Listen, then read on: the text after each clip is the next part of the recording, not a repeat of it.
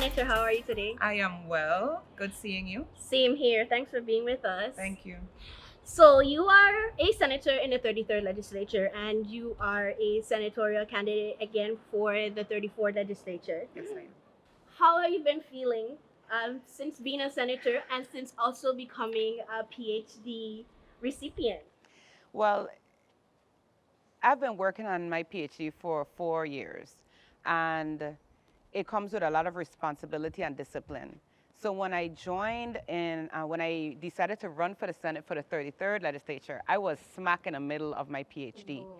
So I had to balance that, and I had to make sure that I was successful on both ends. And it worked out. I have great support. I'm very disciplined and focused, and God made it happen for me. And first and foremost, you are a mother. Of course, 4 children, 9-year-old twins, and a 15 and 16-year-old. And it's a lot managing that because they're evolving and growing and becoming who they're supposed to be. And I want to make sure that I balance taking care of the community and taking care of my children the same way. In fact, I want to make sure I have a bigger influence on my children because they will, in fact, become a part of the community. So, how's your family faring in this corona virus Um, health pandemic? My children were very nervous about the entire corona concept. So I tried my best to keep them watching the news and understanding what was going on. And I would think the most difficult or most challenging part was the homeschooling piece. Right. Because I kind of left the teachers to do their thing, and I played a supporting role as a mother, someone who takes education very seriously. But with COVID, I had to take the lead, and the teachers were in the supporting role. And so I had to become strategic in how I managed that and still stayed focused. I give just as much time to work because, the Senate didn't stop. We were meeting, we were having our virtual briefings, we were rolling and pushing out measures.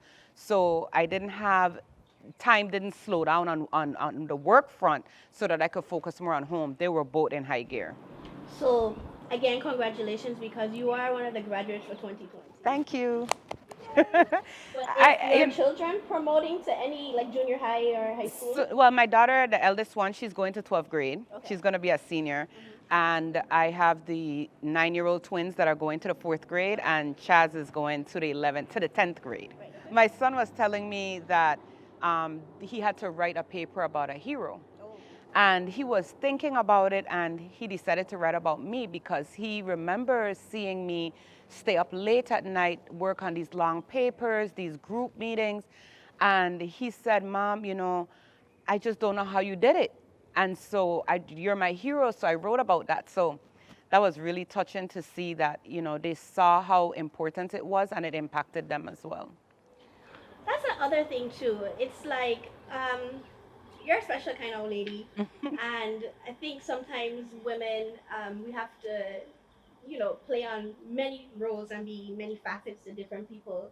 Um, how is that being so many things, Hmm. and especially being a politician as a woman? Well, I have always been a leader. And as a leader, we have to know how to manage and how to balance. And not to balance in a way where you tip the scale, but to make sure you know when you need to give extra effort to each area.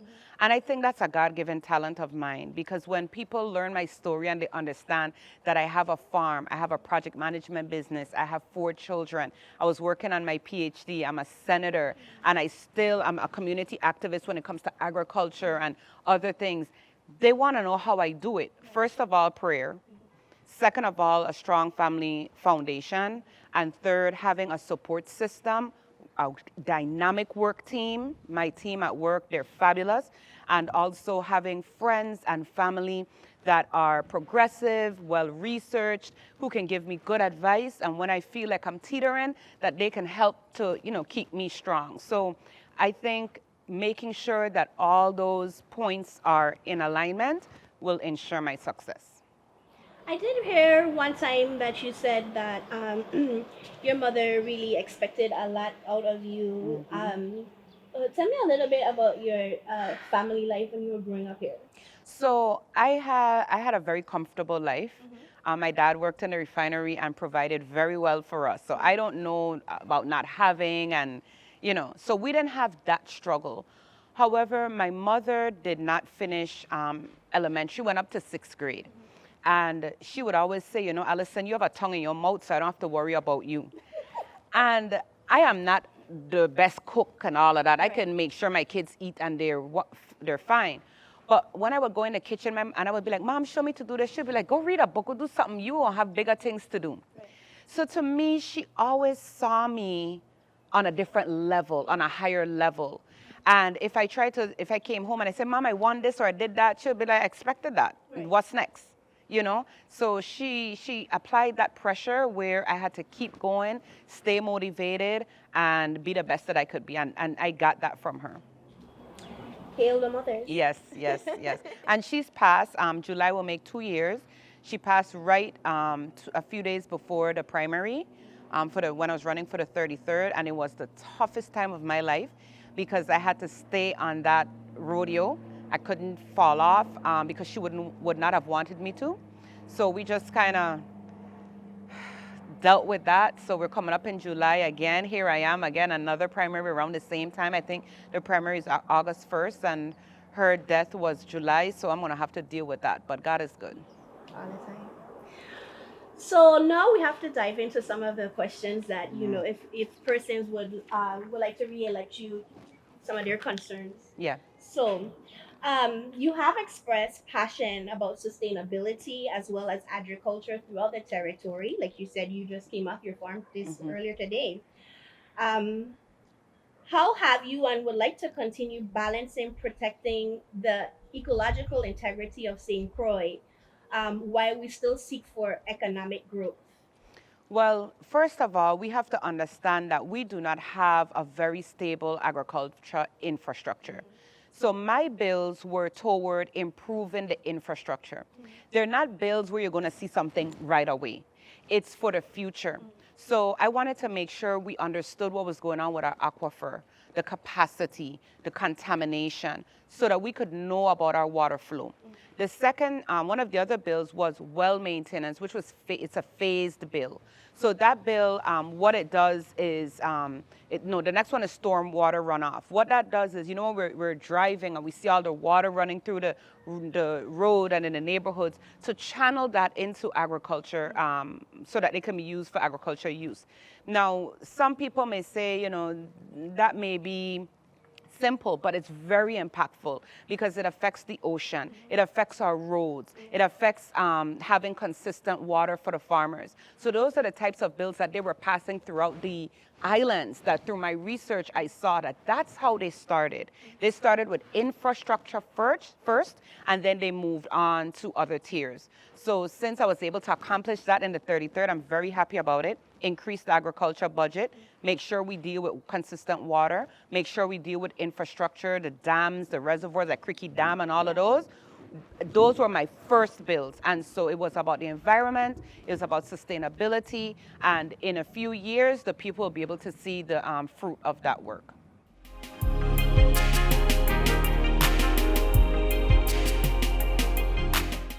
Moving on to our next question. Okay. What are your top 3 priorities for small businesses if you are reelected? And why should small business owners support your campaign? Small business, I am a small business owner, and I understand the plight of a small business. So one of the bills that I push is the Government Prompt Payment Act. We as a government owe so much money to our small businesses. When they offer or provide services, they should be paid and paid on time. Yes. The procurement process must be streamlined and it must be fair. And so I want to make sure that once you are selected and you provide your services, you're paid on time. That is the difference between a business staying afloat or going belly up. And I am proud to say there's several companies, small businesses that reached out to me and they have received payment because we went straight to the agencies, went through the procurement process, and they were paid. And so I want to continue seeing that. That's where the root of that bill is. My second priority is to make sure that right now we have an issue where companies from away are coming in and getting the contracts. Oh, yes. It saddens me because these small businesses have the capacity to do the work, and we are allowing other people to come in and bid. People that came in for the hurricane because we needed some support there, we had some capacity issues, they're still here and taking on winning these bids. And it's frustrating because I get the calls because I'm kind of known as because of economic development. I get these calls where people are showing me their bids, showing me what they turned in, showing me that they're getting calls where people are telling them, your bid is too high. And then it's too low. They would put it up a little bit, and then they would lose saying your bid was too high. So there's something going on in there. So I want to do some more investigating and see what legislation we can come up with, my team, to protect the small businesses that from the Virgin Islands to ensure they get the business first. And third, I think that somehow we need to revamp the EDC package. Up till yesterday morning, I spoke to Mr. Biggs at EDA, and I was probing him, asking him, why is it that, what does he think we need to do to really give the businesses here a foot up when it comes to taxes and so forth? So we're talking about opportunity zones, and we're talking about capital gains. So these are not what you call sexy bills, because they take a lot of work, a lot of research, and that'll be my third area of focus, making sure that opening your doors here, there's a level playing field when it comes to tax benefits, when it comes to opportunity zone and different credits that the small businesses fare well over here. And also, as being a reporter in the past and having reported on things, there's a lot of businesses too that have the upfront cash flow. So when your business doesn't receive the money right away, they are able to pay and also pay insurance fees Yes. that are regulated, and so that's also an issue. You know, there's a lot going on when it comes to economic development, and you have to research, and these are not bills that just get pushed through. Right. But I'm willing to do the work. I've started the work, and my team and I will continue once the people reelect me. Awesome. We're going to continue. Okay. All right.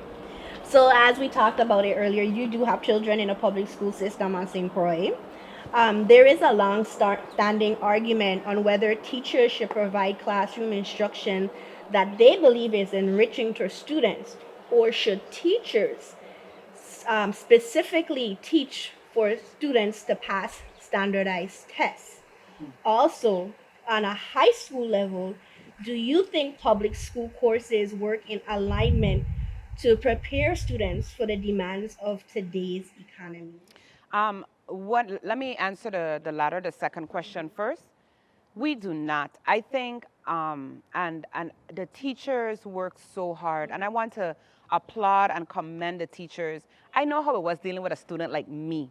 So just imagine having a room full, and so I want to applaud them. However, I do not think that the system is set up for the real world.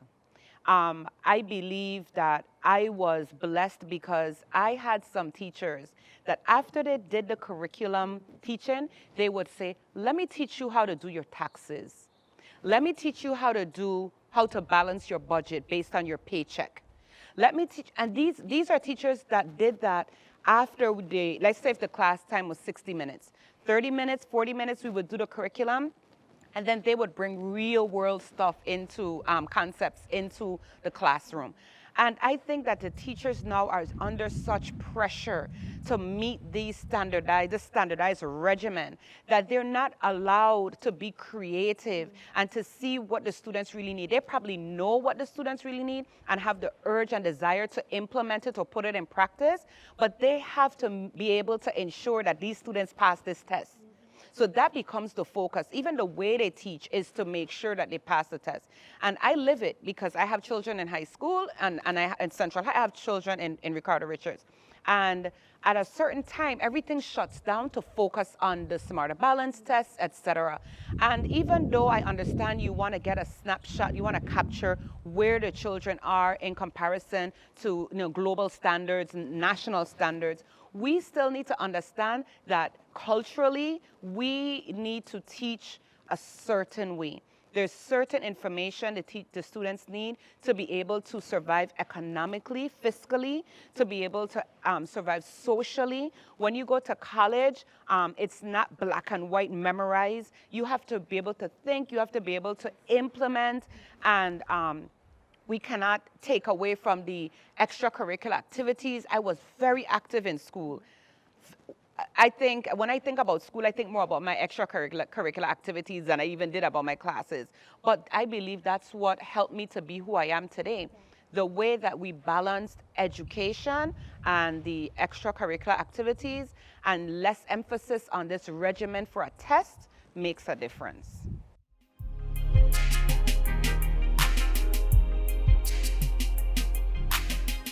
Okay, so that gives segue to our next question. So, there has been a revitalization of cultural identity on social media by millennials, but as we know, it's been done for many years Yes. by many cultural bearers. Do you think students throughout the territory are receiving enough coursework on the native perspective of Virgin Islands history and identity? Not at all. Um, Right, I try my best to listen to the radio hosts just to get a pulse of what's going on in the community. And recently, well, not recently, Mr. Mario Moorhead continues to talk and bear the torch on what's going on with the VI history and Caribbean history in schools. My children, so I don't want people to think that there is no form of VI history or Caribbean history in school. My children took Caribbean, well, VI history. My third graders for sure, because one of the homeschooling things we did was VI history. My son in Central High did the same, and they enjoyed those classes more than any other class. They asked so many questions. It on their own. They went to the internet and were researching. When we go out, my daughter was like, "That's the fort," and the fort was built in so and so, and you know why that's the color, and you know, I stood there and I was like, "What?" You know, oh, that's a mahogany tree. And you know why it's so important? You know how many things you can do with a mahogany tree? And I could see the wonder and the appreciation for their home, for aspects of their home. And then my daughter was playing a game and she was using math principles. And she said, "Oh, we learned this in VI history." And I said, "You see that? These, the concepts for VI history, it transferred into math, transfers into science, and it's history as a whole. In no way are we doing it enough. Anything that I can do, in any way that I can encourage the Department of Education to do more, Department of Agriculture to do more, to teach our children about our history and to get it more embedded in our curriculum, I will do." Well, here's a tough one. Okay. It's sort of like a double-edged sword. Okay. Being a senator is tough. Okay, so let me have it. Let me have it. Okay, so many are stating that criminal activity is getting bolder and bolder. Well, we're here in the District of St. Croix, but throughout the Virgin Islands. When we see arrests made, it's like a double-edged sword, as I stated, because many of the perpetrators are young men that we know. And what do you believe to be the root causes for the high number of young offenders, and what changes can we make to reduce these numbers? Education, lack of education, lack of interest in education, lack of parents pushing children toward education. That's the number one reason why there's a problem with crime. Through my doctoral studies, even as I did my other studies, we would look at these current issues, and crime would always be at the top of the list. All the studies show that in areas where education was the priority, where the federal government invested heavily in education, crime was low. And I think that we have to find a way to change the system where it is more interesting for these young men. Years ago, we had a heavier trade type curriculum. The way school is set up right now, it's young women, ladies, girls, excel more. And those are facts. And it's because the women work less with their hands. So it's more a system where you sit and you listen and you're able to regurgitate what you took in and answer questions. Men, boys are hands-on. So we need to find a way to include more trade where they can use their hands, where we can bring the math and English and so forth into a more trade environment. Because once they learn a trade, there's no reason that they should be broke. Because whether they drop out of school, they have a trade. Whether they stay in school and they continue with their trade, they have that trade. So whether they can be a laborer or they can be the person that's leading the crew, if they're able to learn a trade and have a better appreciation for education, we will see crime decrease. And it falls on us. As the leaders, the elected officials. And the reason I don't like to take all the blame, and I'll be honest, not everything is a senator's fault. People need to understand the role of a senator. But when we have the Department of Education before us, we need to bring VIPD as well and show the correlation. That's one of the benefits of my doctoral studies, right? You are able, they taught us to show correlation. Make sure they're in the room together answering the questions. And I think that we piecemeal too much. We just go after education, not seeing that there's a pipeline to jail. We just go after VIPD, not seeing that it started from when they were having issues in school. And so I just think that we need to take a more holistic approach to crime, and we need to start earlier, and we need to get more trade, and we need to get the parents more involved. We have younger parents now that are trying to get themselves together, and truth be told, some of them don't even care, and they don't really have a direction or a sense of what they want to do. That's where Department of Labor comes in to make sure we are reaching these individuals. So I just think, it's a lot of work. I was reading a Ruby Rouse speech a few weeks ago, and I like to do that. I love to research. So I was like, what type of issues did they have? Do you know it's the same issues? Yes, it is. Senator Ruby Rose was talking about that we're talking about now. Crime, education, WAPA, election, the hospital. I stopped, I said, this is something I need to post. But I said, oh my gosh. I try to do positive things sometimes on social media. Then you have those people that come in and just take it into something negative. So I just decided not to. You have to show the truth about the community that we live in. Like, how would we ever fix problems? We have to also look at the past and see what we didn't accomplish. But some may see it as a cop-out that you're saying, oh, these things were happening before. It's not your fault. And that's not what it is I'm trying to do. I'm trying to show where we are today compared to where we were. And that really the system it needs to be changed. Because if we can, in the 1970s and 80s, still be discussing the same things, there is something inherently wrong with the system.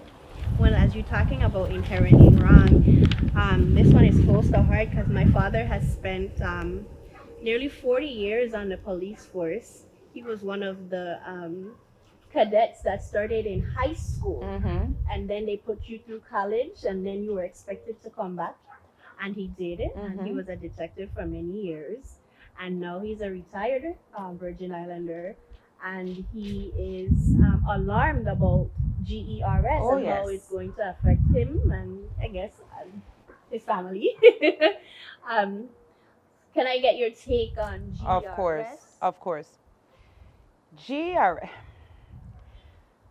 Elected officials several years ago made some unfunded mandates that put a strain on the system. Correct. Just like they did with the unemployment insurance fund, okay? When that fund was at 50-something million, they said, why is there so much money here? We could use that money to do other things, not knowing that money is for times like now, when crisis happens, pandemic happens, some type of internal shock happens to your economy. That's what that money is there for. But they reduced the tax small businesses stopped paying into the fund went belly up.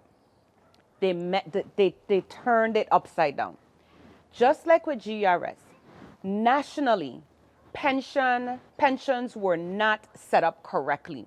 But there were fixes that could be made.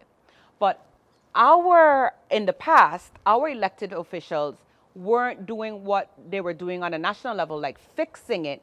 They were making moves that put more strain on it. So here we are, the 33rd legislature. All people want to talk about is GRS, which I keep saying that is one of the vexing issues, but I understand the importance of it because that's a bread and butter issue. Yes. GRS is not something that's going to be fixed overnight because of the amount of money that has to be flooded into it. I am not a proponent of just flooding a defunct system with money. Just like I never supported giving WAPA extra money. My thing is, what is the problem? Is it a board issue? Let's see how the board has been performing. Let's ask the board some questions and see if they have the capability to even, or the necessary skill set to even lead on such an entity. My research shows that the boards, and they need to be revamped because those are the decision makers. So we in the 33rd have put legislation out to revamp some of these boards, including GRS. And that's a bold move because in the past, no one has went after the board. We want people on the board that are able to answer questions about real estate, answer questions about annuities and investments and stocks. And is this a good business decision? Should we buy? Should we sell? And right now, the board as it is, they are unable to answer those questions. And this is not DeGazon making this up. You can look at the Senate hearings where they come and they're unable to answer the questions. They're unable to explain why they are capable or competent enough to make these decisions. You have the sale of Carambola. To date, we don't have all the full details. We're speculating on piece. It shouldn't be like that. And then there's no good communication between the board and the Senate. And Mr. Nibs, I can't tell you when last he's been before the Senate to ask questions. So I think from the top down, the boards need to be revamped. And from there we build. In addition to pushing revenue generating measures, which I have a few of them, and the 33rd, we just prioritized a few of them. You're going to see more revenue generating measures coming out. It's all about bringing in money, bringing in people, bringing in investors, getting this cannabis bill off the ground so that we could fund GRS.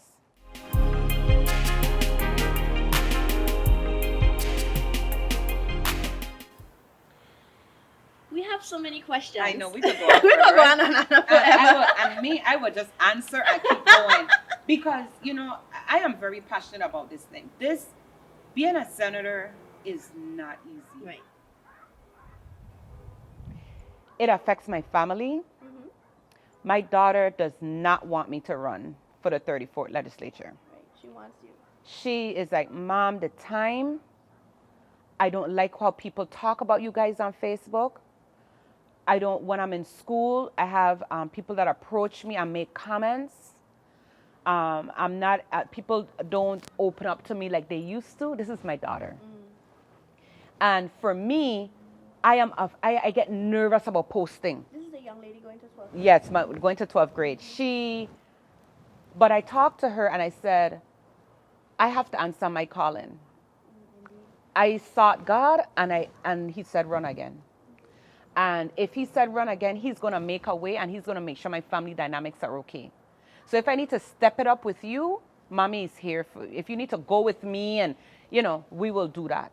But I need to do what I need to do. And I get a little nervous because you never know what the dynamics of the 34th is going to be if I'm elected. It was very tough dynamics here in the 33rd. It didn't go as I thought it would. I learned a lot. I grew up overnight. I became a politician because we don't like that word, But I became a politician overnight to compromise, I'll bend here. I understand what you're saying. Okay, I know I need my measure passed. Let's talk. Let's work together. Okay, you just don't like it. Why you don't like it? At least talk to me. Okay, I don't like yours, but okay, let me tell you why. There's a lot of that. if you're not a team player, if you're not willing to listen and give and take, you won't be successful. And I thank God that I've been successful and had a good number of bills passed. And I have been very instrumental in helping some of my colleagues with their bills as well. And I'm just going to continue doing what I'm doing, even though it's a tough, tough job. I didn't even have to ask the last question because you already kind of said I it. answered it? Right. There's a lot of compromise. People think that you would just stay at, one agenda, but in order to get something to happen, you have to compromise to make something else happen. So at times. And then it's not a compromise like you compromise yourself type of thing. Right. No. You may think $1 million would be better at Department of Education. Mm-hmm. I may think $1 million would be better at Department of Agriculture. Okay, give $500,000 to agriculture, give $500,000. Right. That's what I mean by compromise. Mm-hmm. That's what we have to do. Sometimes they would say 0 for agriculture, all to education. You got to be okay with that because that means you didn't convince your colleagues enough. Or that means you realize within yourself, this initiative, this money is more needed in a different area. So, it's a give and take, and the whole thing. And getting along with your colleagues, it's not always pretty. We have very tough conversations behind the scenes. Yes. That sometimes floats on screen. Because it's almost like that life and death situation. It's almost like you fighting for your life. Right. What people put you in to represent them. They're fighting for their lives. When I have my little shawl here coming off, let me fix it. So when I have people like the farmers and the fishermen and they come into me, where's my money? Where's this? I have to represent them when I'm behind closed doors. I said agriculture, mental health. Very frustrating for me right now because the legislature made the monies available and we haven't seen enough. But people don't understand that we are to make the legislation, make sure funds are available, provide oversight. The executive branch has to make that come to fruition. But I understand the frustration. There shouldn't be so many potholes, which thank God I see the work that they're doing. Every day we see them on the road. Yes. We're not happy with education, but yet still we see the products and the types of students that we are pumping out. When I look at my daughter and I hear her speak and I see her when she's in her group dynamics, I'm proud. When I look at my third graders and see that they're doing the double multiplication and doing it, I'm proud and I know that we're making headway. When I go the other day to take my dad to the urgent care, I see he's getting the medical care he needs. You don't have to go to the hospital for everything. We need to expand our model. I see some of the good.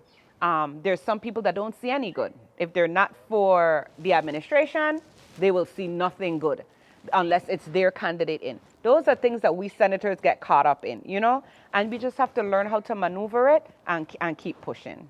So in closing, what is your platform this year? Is it just a continuation of what you ran on 2 years before? So it has to be a continuation. I have so much work left to do with agriculture and education, that whole piece, because our farmers are getting older and we need to get more younger farmers, younger people interested in farming, and for them to understand that farming is not just hot sun and dirt, it's an innovative industry, and to get them to understand that. So I need to bring more of that alive. The small businesses are still crying. I want to make sure they're getting the contracts. So I have to still push that economic development agenda. Mental health. My nephew died from mental illness. He had to go to the States because there was no support for him here. I will keep championing and pushing for our building over at Anna's Hope to be built. That money is there. We need to get that built. I will continue to push for the disabled community. Right now, there's a bill that I have with Vitima to erect a disability integration unit. Through COVID, through the hurricane, we see how that sector struggles, and I want to be the voice for them to make sure that they're taken care of. And it's so many pieces, and then I have my other colleagues who have their agendas. I want to support, I want to push, I want to help them. So the saga continues, My thing is, I want to see a stronger St. Croix agenda this time. I believe we did not have a strong enough St. Croix agenda. And as it's not to say we had a St. Thomas agenda, because we can't say, oh, we saw one more than the other. But I want to see the St. Croix senators sit down and say, these are the top 3 things we want to see at the end of the 34th. So if the people decide to elect me again, I'm going to try to put myself more in a area of more influential position, see if they would go for that, my team, and so I could have a little more say, a little more influence in that for St. Croix, because St. Croix really needs to rise up, and that is my tagline for this this campaign. It's St. Croix, it's time to rise up. Let's elbow pump on that. Well, we appreciate you. Thank you so much.